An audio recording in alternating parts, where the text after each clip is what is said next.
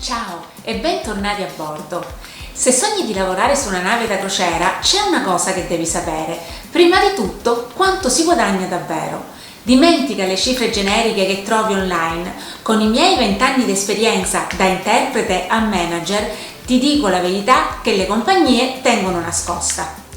Oggi spacchettiamo gli stipendi categoria per categoria. Ti dirò qual è il vero stipendio netto, i range reali e soprattutto come le mance cambiano completamente il gioco, e alla fine ti svelo la categoria che secondo me ha il miglior rapporto sforzo-guadagno. Iscriviti subito e attiva la campanella per non perdere i veri segreti della tua nuova vita in mare.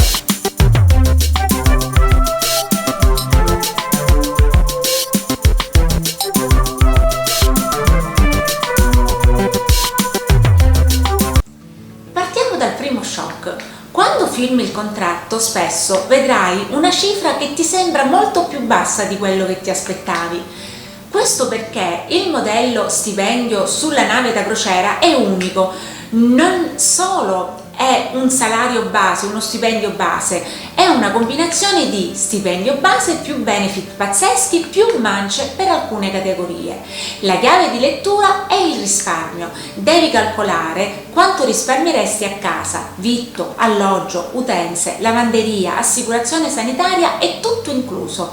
Sono centinaia, a volte migliaia di euro che non devi spendere. È questo il vero guadagno che accumuli in banca. Una nota veloce ma importante: spesso questi stipendi sono tassati in modo particolare, essendo un lavoro internazionale. Controlla sempre la tua situazione fiscale specifica, ma in generale la maggior parte di questi stipendi entra nel tuo conto netta. Ora entriamo nel vivo, le cifre reali. Ho diviso il personale in 4 macro categorie sul loro potenziale di guadagno. A. Staff di supporto entry level no tipping, senza mance. Questi sono i ruoli fondamentali, spesso i più duri, ma che ti fanno mettere il piede a bordo. Esempi: cabin steward, assistants, utility cleaners, dishwasher, security guards. Range netto stimato da $1.000 a $1.400 al mese.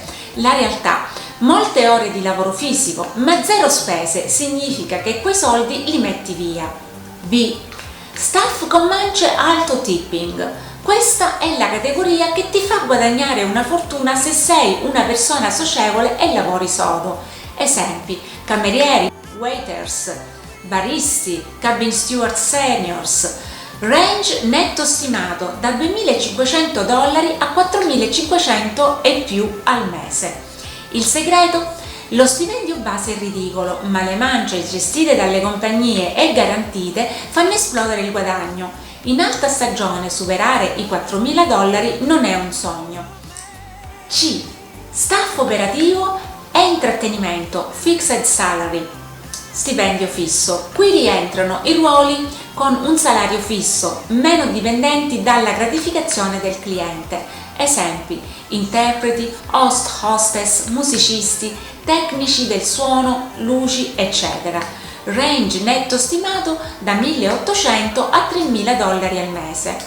Il trade-off: ore più regolari, meno pressione dalle mance, stipendio stabile, ottimo per chi cerca l'equilibrio.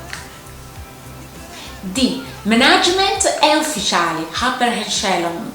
Si parla di carriera vera, esempi: manager di reparto, food and beverage, housekeeping, ufficiali di coperta, macchina, medici. Range netto stimato da $4.000 a $8.000 e più al mese.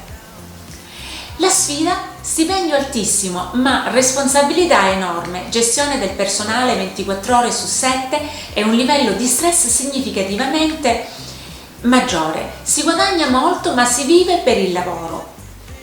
Ok, abbiamo parlato di quanto si guadagna, ma ora parliamo di dove si vive mentre si guadagna. Il lavoro è intenso, le ore lunghe e la pressione altissima, e la maggior parte di questi stipendi si guadagna vivendo in spazi ristretti, mangiando in mense a volte ottime, a volte meno, e vedendo la luce del sole a volte solo né giorni di visita in porto. So che sei curioso di vedere la vera vita a bordo e c'è un motivo se non carico video lunghi come questo tutti i giorni.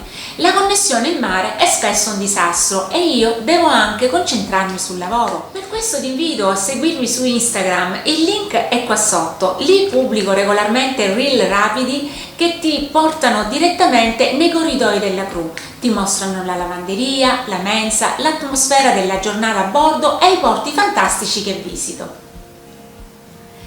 Tirando le somme, qual è la categoria con il maggior rapporto sforzo-guadagno? Se non hai problemi a sorridere e lavorare sodo e non hai paura di lunghe ore, direi staff con mance, alto tipping. Le mance sono il vero turbo, non devi essere un manager per guadagnare bene in mare. Ora che sai quanto puoi guadagnare, il prossimo passo è sapere come farti assumere e quali requisiti contano davvero. Nel mio prossimo video vedremo i 5 requisiti per lavorare su una nave da crociera che nessuno ti dice.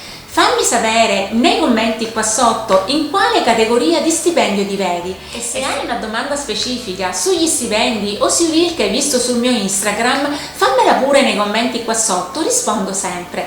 Ci vediamo in mare o nel prossimo video. Ciao ciao!